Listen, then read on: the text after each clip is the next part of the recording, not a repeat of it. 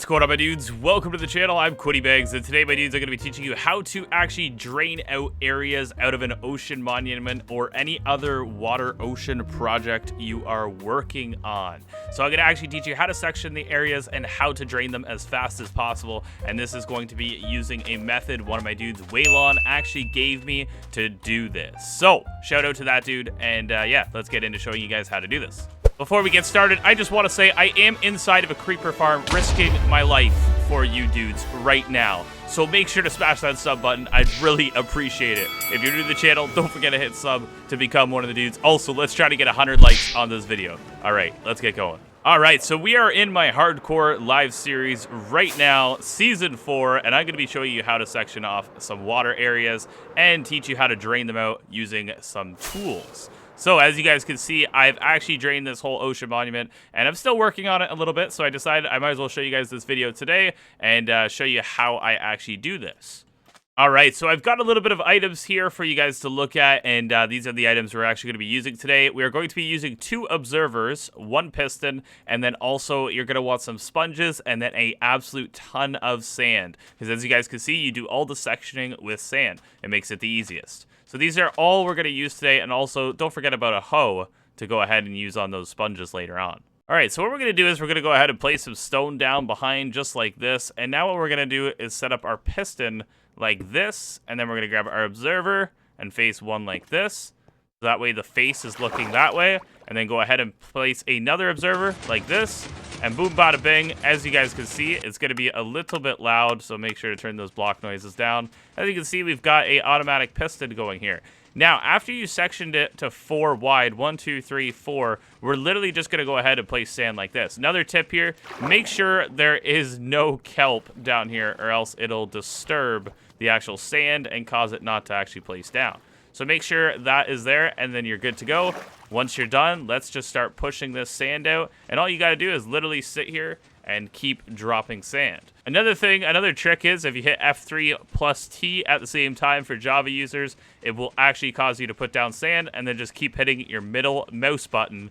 And as you guys can see, it literally is doing this. I guess you guys can't see my hands, but it's literally just placing it for me. So F3 plus T at the same time is holding down the right-click mouse button while you're placing the sand. And then once you run out, just go ahead and click your middle mouse button right now, and then there you go.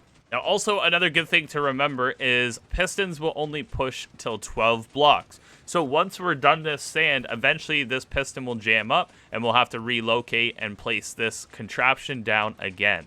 All right, as you guys can see, the piston has jammed, and what we're going to do now is we're going to delete this little thing right here, get rid of the contraption, and we're going to just go ahead and clear out this top block here like that, and then we're going to rebuild the contraption. So again, just go ahead and put piston here, and then an observer back here, and then another observer here. All right, so I'm going to place all this sand, and then when I'm done, I will show you guys. All right, so as you guys can see, we've gotten this whole strip done, and it is complete. So, in my opinion, 4 wide is perfect like this.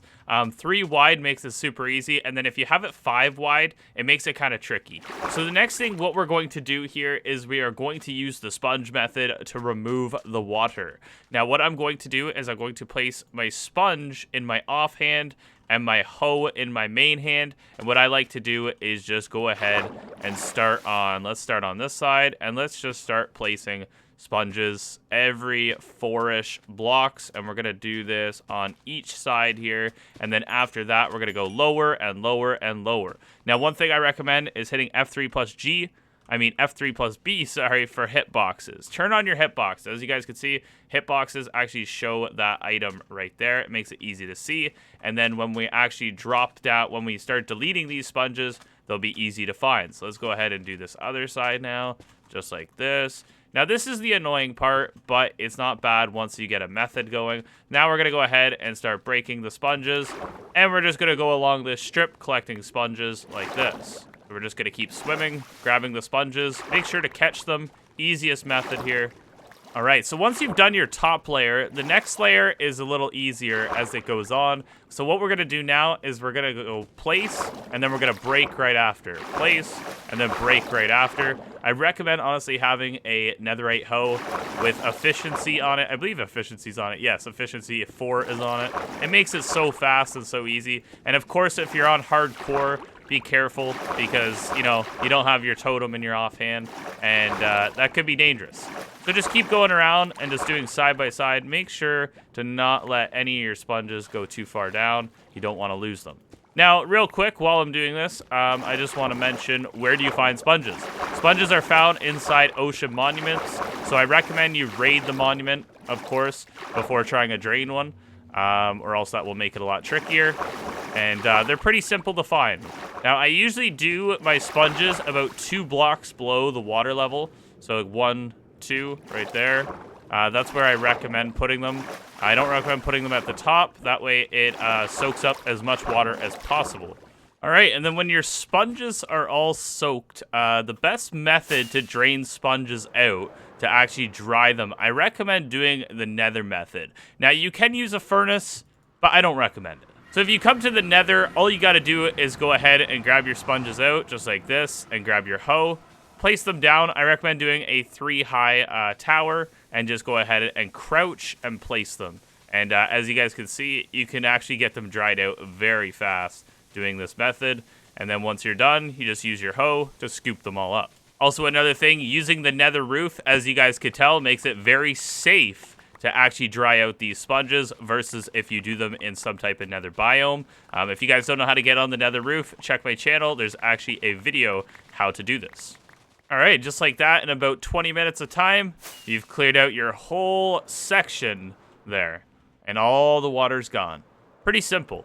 Now, like I said, if you want to do the 3-wide method, it's going to be easier and less sponges, but it'll take longer to do more strips. If you want to do 4-wide, it's going to take more sponges, but less strips. I find the strips take longer. We did the math on the hardcore series when I was working on it, and I found the strips just took too much time, so I did it in a groupings of 4. So it makes more sense to me to do it like that, to take up less time. But as you guys can see, this 3 strip will probably take me no time, and it'll be really easy. Alright, my dudes, that's going to be it for this video. I hope you dudes enjoyed how to drain out areas like ocean monuments and certain areas of the ocean. Easiest way to me, shout out to Waylon again. Thank you for this method. I appreciate it because the placing of the blocks, you know, gets really boring when you got to click, click, click, click, click. Using the auto clicker mixed with the actual sand with the actual piston placing it makes it a lot easier in my opinion. So have an epic day, my dudes. If you guys enjoyed this video, don't forget to smash like. Also, leave a sub if you guys enjoy this channel. And welcome to the dudes. All right, I'll see you later, and peace out, my dudes.